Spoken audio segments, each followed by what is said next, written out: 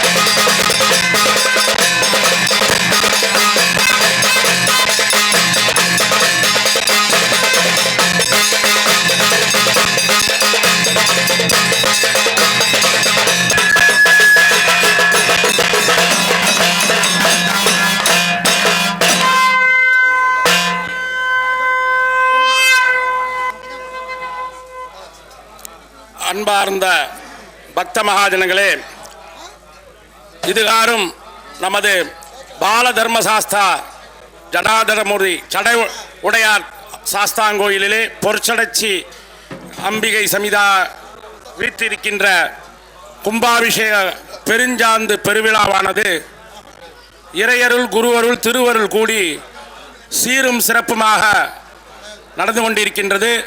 6வது கால யாகசாலை பூஜை இப்பொழுது நடந்துருக்கு. இந்த சமயத்திலே மூலஸ்தானத்தில் இருக்க விக்கிரகங்களுக்கு யந்திரஸ்தாபனம் ஔஷத பந்தனமானது நடைபெற இருக்கிறது.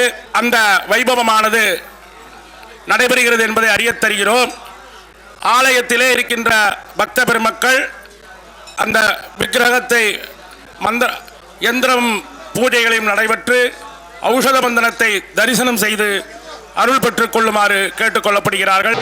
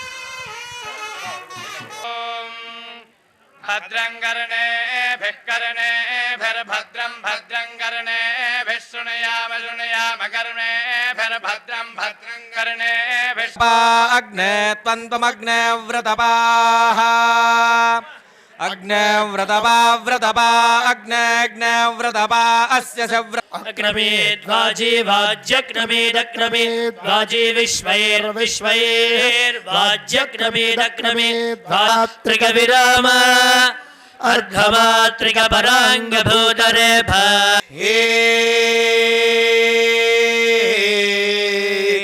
वा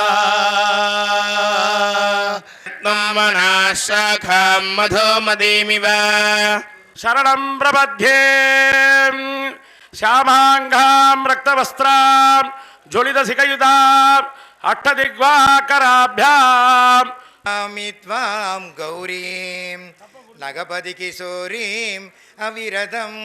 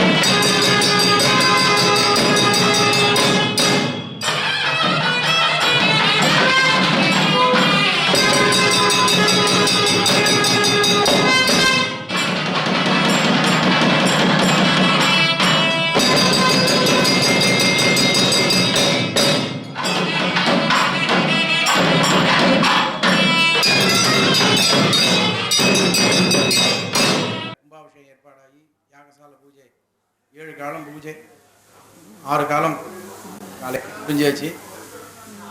7வது காலம் பூஜை ஆரம்பிக்க போகிற இந்த சமயத்தில் நமக்கு பெரியவா அனுகிரகம் பண்ண வந்திருக்கா. நம்ம நெரூர் சாஸ்தா சுவாமிகள்னு அனுகிரகம் பண்ண வந்திருக்கா நம்ம பக்தா எல்லாருக்கும்.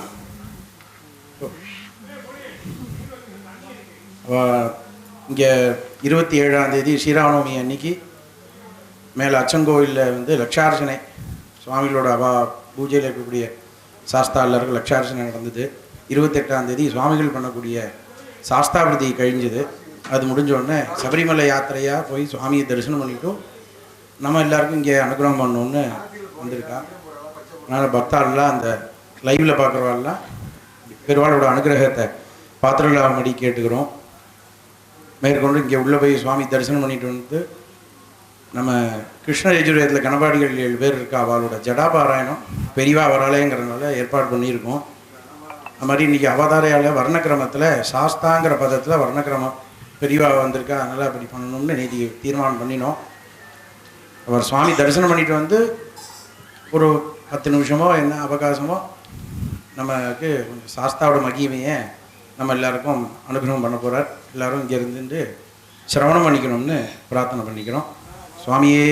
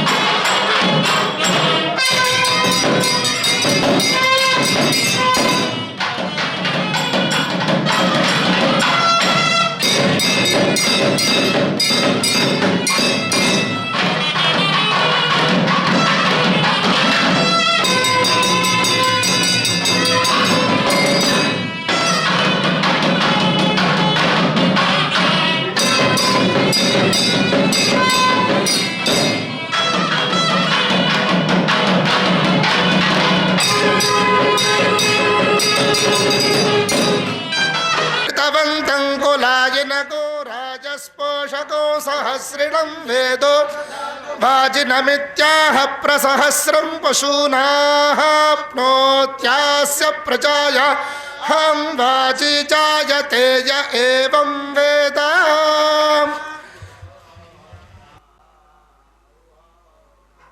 सकाराभिनिधान तकार तकारोदात्त आकारा।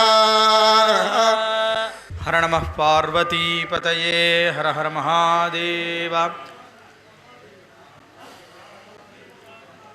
स्वामिये शरणमय्यप्पा।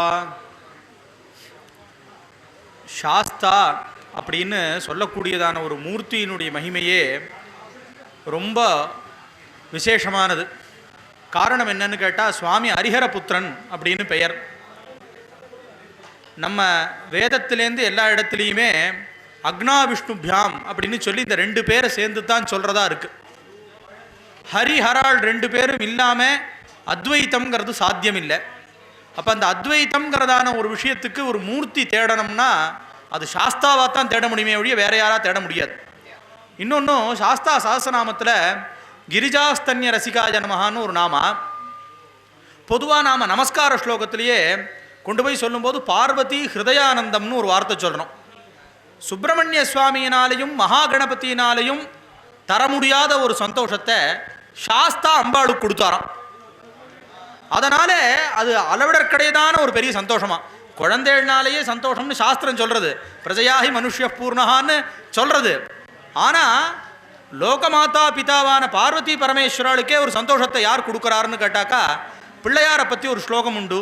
மன்னார்குடி சாஸ்திரிகள் பண்ண ஸ்லோகம். மன்னார்குடி பெரியவாள்னு பேரவாளுக்கு அவள் நியாயேந்து சேகரம்னு ஒரு கிரந்தம் பண்ணார். அதில் ஒரு மங்கள ஸ்லோகத்தில் அதை சொல்கிறார்.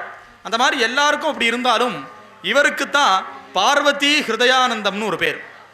இன்னொரு காரணம் என்னன்னு கேட்டால், நம்ம பூஜையில் அத்வைத்திகளான ஸ்மார்த்தாளுடைய பூஜையில் சாலக்கிராமம் இல்லாமல் இருக்கக்கூடியதான நிர்மால்யத்தை எடுத்துக்கிற வழக்கம் இல்லை. பஞ்சாட்சர உபதேசமாகி சிவநாமா சொல்லி பண்ணாத சாத்தை சாப்பிட்ற வழக்கம் இல்லை. அப்போ இது ரெண்டும் சேர்ந்து இருக்கணும் அப்படின்னு இருக்கு. ரெண்டும் ரெண்டு கண்ணு. அப்படி ரெண்டு பேருக்கும் சேர்ந்து மணியாக பிறந்தவர் தான் சாஸ்தா. சாஸ்தாவை பற்றி வேதம் சுவர்ணம் கர்மத்தில் முழுக்க பேசுறது. அதில் எல்லாம் அந்த பரமாத்மா சன்னதி முன்னாடி எத்திரைக்கம் பவந்தின்னு சொல்லிடுத்து. இன்றைக்கும் சத்தியமான பொண்ணு திருப்படிகள் 18ஆம் படியில் போய் நின்னா அந்த 18ஆம் படி ஏறும்போது அத்தனை பேரும் சமானம் அவர் முன்னாடி. அப்படி சுவாமி அதை பண்ணி வைக்கிறார். பூதநாத உபாக்கியானம்னு புராணத்தில் சுவாமி தன்னை எப்படி யாத்திரை பண்ணணும், தங்கிட்டக்க எப்படி வரணும், இந்த விரத விதி எப்படின்னு அங்கேயே சொல்லியிருக்கார். இது புராணத்தில் சொல்லாத விழிய நம்ம பெரியவாள்லாம் வச்சுன்னு இருக்கலை. அப்படி இருக்கிறதுல பகவான் எல்லா இடங்கள்லையும் இருக்கார்.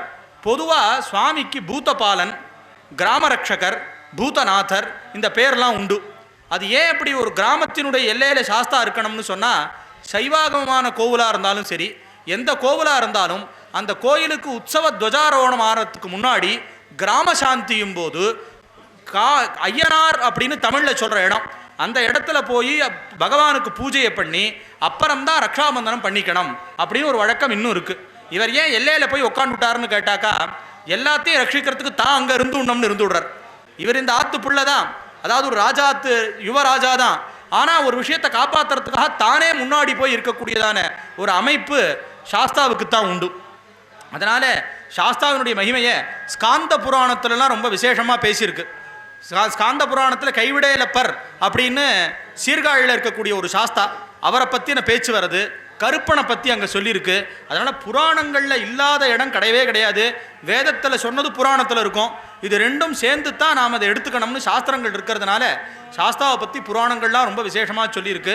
அப்படி இருக்கக்கூடிய கருணாமூர்த்தி இந்த கிராமங்களில் குளம் இருக்கிற இடம், சோலையாக சூழ்ந்து மரங்கள் இருக்கிற இடம், மெயின் ரோடு இருக்கும். ஆனால் நீங்கள் சாஸ்தா சன்னதி ஒரு ஐயனார் கோயில்னு பார்த்தா ஒரு சின்ன ஒரு குளம் இருக்கும், சுவாமி அங்கே இருப்பார்.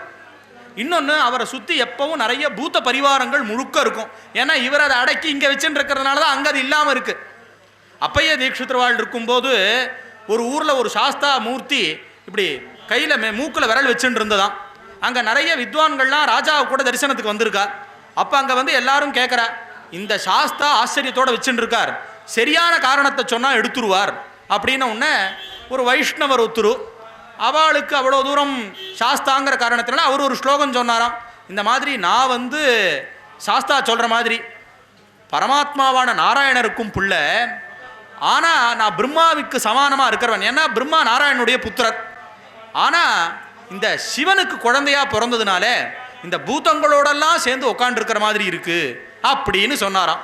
அந்த ரசமே அப்படி இல்லை, இது சோக ரசம். அவரோ ஆச்சரியமாக கேள்வி கேட்டு என்னன்னு உட்காண்டிருக்கார். ரச வித்தியாசம் வந்து கொடுத்தாங்க. அதுக்கப்புறம் அப்பைய தீட்சிதர்வாள் வந்தாராம். அவர் சொன்னாராம், அம்பேதி கௌரிம் அகமாஹ்வயாமி அப்படின்னு சொல்லி ஒரு ஸ்லோகத்தை சொல்லி, அம்மா அப்படின்னு சொல்லி சொன்னால் அப்பாவினுடைய ஆம்படையா எல்லாரையும் அம்மானு கூப்பிடலாம். எனக்கு அப்பாவோ பரமேஸ்வரன், பார்வதியை நான் அம்மானு கூப்பிட்டுருவேன். ஆனால் எங்கள் அம்மாவோ நாராயணர், நாராயணருக்கு பக்கத்தில் இருக்கிற லக்ஷ்மியை நான் என்னன்னு கூப்பிடுறது அப்படின்னு யோசிச்சாராம். அது கீழே அப்பைய தீட்சிதர் சாஸ்தாரமீடே சகலார்த்த சித்தியை அப்படின்னு பிரார்த்தனையும் தெரிவிச்சுட்டார். சுவாமிகிட்ட முன்னாடியே ஒரு அப்ளிகேஷனையும் கொடுத்துட்டார். சுவாமி உடனே அந்த கையை எடுத்துவிட்டாராம். இது அந்த இடத்துல ஒரு சரித்திரமாக உண்டு. இது எதுக்கு இவ்வளோ தூரம் சொல்கிறோன்னு கேட்டாக்கா, சிவசங்கர பேதம் பார்க்கப்படாது. மத்பக்த சங்கரத்வேஷின்னு ஒரு ஸ்லோகமே உண்டு. யார் விஷ்ணு பக்தன்னு சொல்லிட்டு பரமேஸ்வரனை துவேஷம் பண்ணுறானோ, யார் சிவபக்தன்னு சொல்லிட்டு விஷ்ணுவை துவேஷம் பண்ணுறானோ, ரெண்டு பேருக்கும் உபவ் நரகம்யாத்தின்னு கொடுத்து. எப்போ வரைக்கும்? யாவத் சந்திர திவாகரவ், சூரிய சந்திரால் இருக்கிற வரைக்கும் நரகம்னு கொடுத்து. இதை போக்குறதுக்கு ஒரு சுவாமின்னா அது சாஸ்தா தான். அதனால் வேதம், புராணம், மந்திர சாஸ்திரங்கள், தமிழில் இருக்கக்கூடிய எக்கச்சக்கமான கிரந்தங்கள், தேவாரம், ஏன் திருமங்கை ஆழ்வார் திவ்ய பிரபந்தத்தில் சாஸ்தா ஒரு இடத்துல சொல்லிவிட்டார். திருப்புகழில் அவர் ஒரு இடத்துல சாஸ்தாவை சொல்லியிருக்கார், அருணகிரிநாதர். அதனால் சாஸ்தாவை சொல்லாதவா யாரும் கிடையாது. சுவாமி ரொம்ப எளிமையான மூர்த்தி, ஏழை பங்காளன்னு அவருக்கு ஒரு பேர். ஆனால் இது பிரசித்தமாக எங்கே இருக்குன்னா, சாஸ்தா திரிசதியில் நேர் வாக்கியமே இருக்குது. ரிக்தஹஸ்தேன சம்பூஜ்யாய நமஹா. ரிக்தஹஸ்தம்னா வெறும் கையோடன்னு அர்த்தம். அதனால் சுவாமி ஸ்பஷ்டமாகவே தன்னை நம்பினவா கை கூப்பி சரணம் விழிச்சா போகிறோம். எங்கே இருந்தாலும் விழிச்சாள் விழிகேட்கும் பொண்ணு பகவான் அப்படின்னா அது சாஸ்தாவை தவிர வேறு யாரையும் சொல்ல முடியாது. ஆதி காலத்திலேருந்தே தஞ்சாவூர் ஜில்லா பக்கம் இருக்கிறவாளுக்கெல்லாம் ஐயனாருங்கிற பேரோட குலதெய்வம். இந்த பக்கம் திருநெல்வேலி ஜில்லா பக்கம் இருக்கிறவாளுக்கெல்லாம் சாஸ்தா அப்படிங்கிற பேரோடவே சுவாமி குலதெய்வம்.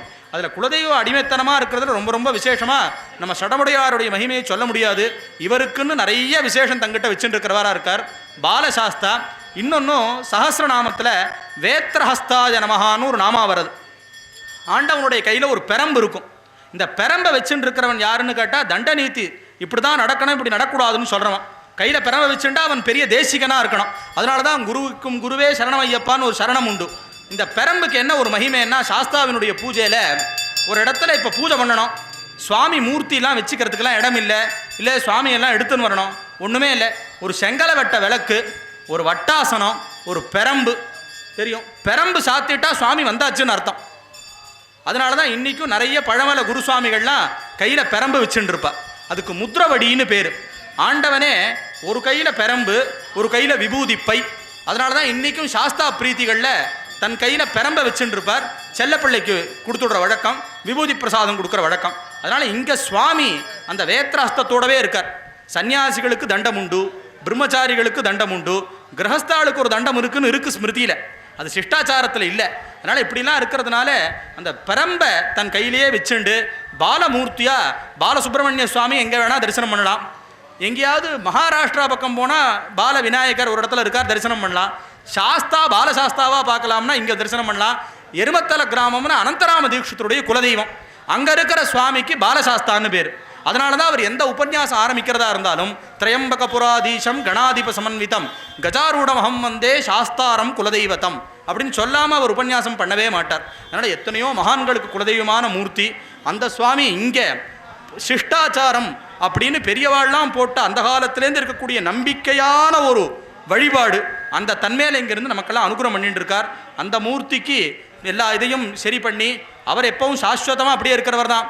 நம்ம திருப்திக்காக சுற்றி இருக்கிறதெல்லாம் பண்ணுறதுங்கிறது இருக்குது. அவர் நித்திய சாநித்தியத்தோடு இருக்கிறவர் தான். அவருக்கு நம்மால் முடிஞ்சதான பிரார்த்தனை மந்திரங்கள் இதெல்லாத்தையும் சேர்த்து கும்பாபிஷேகமானது ஆறுது. இந்த சந்தர்ப்பத்தில் விசேஷமான பாராயணங்கள், பிரார்த்தனை, வழிபாடு, ஆண்டவன் இன்னும் திருப்தியோடு அனுகிரகம் பண்ணுறதுக்கான காரியங்களாக நடந்துட்டுருக்கு. ஆனால் நமக்கும் அந்த சந்தர்ப்பத்தில் பகவானை இந்த சமயத்தில் தரிசனம் பண்ணுறதுக்கான ஒரு விஷயமும், உற்சவ சமயத்தில் பகவானை போய் தரிசனம் பண்ணணும்னு சாஸ்திரமே இருக்குது. உற்சவ சமயத்தில் தரிசனம் பண்ணலைன்னா தோஷம்னு இருக்குது. ஆனால் உற்சவத்தில் பகவானை பார்க்கறதான பாக்கியமும் நமக்கு பகவான் ஏற்படுத்தி கொடுத்துருக்கார். இந்த மூர்த்தி இன்னும் நிறைய அனுகிரகத்தை நம்ம எல்லாருக்கும் பண்ணட்டும். குடும்ப வழியாக அத்தனை பேருக்கும் ரட்சையான தெய்வம், பிரத்யக்ஷமான தெய்வம். தான் குலதெய்வம்னு இருக்கிறத எந்த காலத்தையும் விட்டு கொடுத்துக்கவே மாட்டார். சாஸ்தாட்ட இருக்கக்கூடிய ஒரு பெரிய விசேஷமே என்னென்னா, எனக்கு குலதெய்வம் தெரியல, எனக்கு எங்கே இந்த மூர்த்தியும் தெரியலன்னா ஒன்றும் ஆவேசத்தில் சொல்லிடுவார், இல்லை கனவுல சொல்லுவார். அதனால தான் அந்த மூர்த்தி கிட்டக்க அப்படியோப்பட்ட ஒரு விசேஷம். இந்த மூர்த்தியை பற்றியே எங்கிட்ட ஒருத்தர் சொன்னார். அவருக்கு எத்தனையோ காலமாக குலதெய்வம் தெரியாமல் இருந்ததான். அப்போது அவருடைய தங்கைக்கு கல்யாணமாகாமே இருந்ததான். இன்னும் ஒரு திருநெல்வேலியில் மகாராஜா நகரில் இருக்கார், சுப்பிரமணிய ஐயர்னு பேர். அவர் என்ன சொன்னார், ஒரு நாள் நான் இதில் படுத்துன்னு இருந்தேன், இந்த இதில் ஊஞ்சல்ல, திடீர்னு எனக்கு அப்படியே ஒரு சொப்பனம், வயலுக்கு நடுவில் எங்கேயோ சாமி இருக்கிற மாதிரி இருக்குது. மத்தியான சொப்பனத்துக்கு கணக்கில்லை, நானும் விட்டுட்டேன். அன்றைக்கி சாயங்காலம் யாரோ எங்கள் சொந்தக்காரா ஒருத்தர் வயசானவர் வந்திருந்தார். சுவாமி உடனேயே மேலே அவர் மேலே ஆவேசமாகி, நீ ஏன் வருத்தப்படுற, சடவுடையார்னா நான் தான் உன் அடிமை, குலதெய்வம் நான் தான், உன்னையார் நான் விட்டேன், நீ என்னை வந்து பாருன்னார். இது எனக்கு அவர் சொன்னது திருப்தியாக இருந்தது. அப்புறம் கண்டேன்னு ஒரு 2-3 நாளில் எங்கள் ஆத்துல ரொம்ப வயசான அத்தை ஒத்தி பாட்டி, அவளை எப்படியோ பார்க்கறதுக்கு சந்தர்ப்பம் கிடைக்கும் போது அவள் சொன்னா, நமக்கெல்லாம் குலதெய்வம் சடையோடையார் தான் உங்கள் ஆத்துக்கு, என்கிட்ட சொல்லியிருக்கா, எனக்கு தெரியும்னு அவள் அப்புறம் தான் சொல்கிறா. உடனே ஓடி வந்து தரிசனம் பண்ணிட்டு போனேன். என் தங்கைக்கு அடுத்த வாரம் நிச்சயமாச்சு. அப்படின்னால சுவாமியினுடைய அனுகிரகம் சொல்லவே முடியாதுன்னு அவர் எங்கிட்ட நேரடியாக சொன்ன அனுபவம் அது. அதனால பிரத்யட்சமாக இருந்து அனுகிரகம் பண்ணுற மூர்த்தி சாஸ்தா. அந்த சாஸ்தா இங்கே விசேஷமான பாலசாஸ்தாவாக இருக்கக்கூடியது. எல்லாம் தரிசனம் பண்ண வேண்டிய ஒரு மூர்த்தி.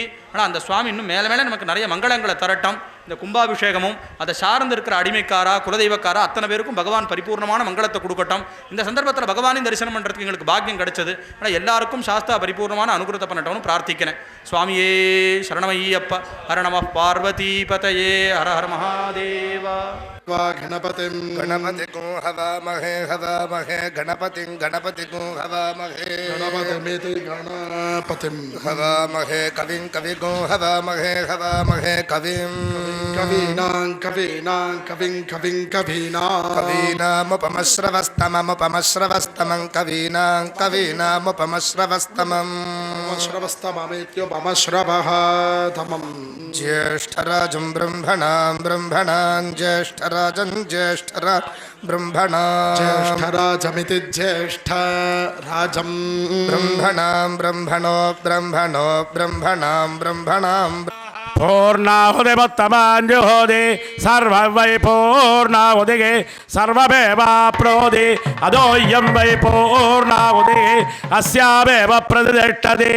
ॐ सप्तदे अग्ने समिदः सप्तजिह्वा सप्तर्षयः सप्तधामप्रियाणि सप्तहोत्रा सप्तदात्मा यजन्ति सप्तयोनि आपृणस्वाकृतेन. ॐ साङ्गायै सायुधायै सशक्तिसपरिवारायै सर्वालङ्कारभूषितायै श्री बालजटाधर श्री अनामिकायै गन्धपुष्प ताम्बूल कुङ्कुम फलानि पुष्प महापूर्णाहुतिं समर्पयामि. नमः स्वाहा.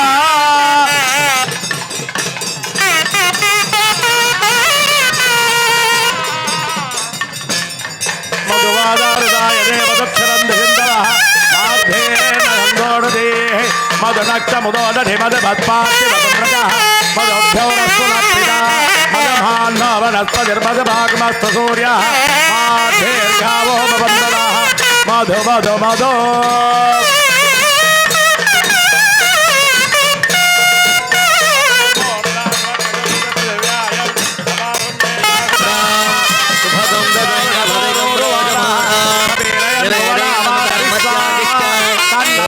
विगन्धभुवनानि विश्वाः तन्नस्वच्छादधि सहस्राविजट्टा तन्नक्षत्रं भोर्गात्मक्यं तन्न प्रजां वीरवतीकं संवत्सरमेवावरुन्धे पौर्णे भवति ऊर्ध्व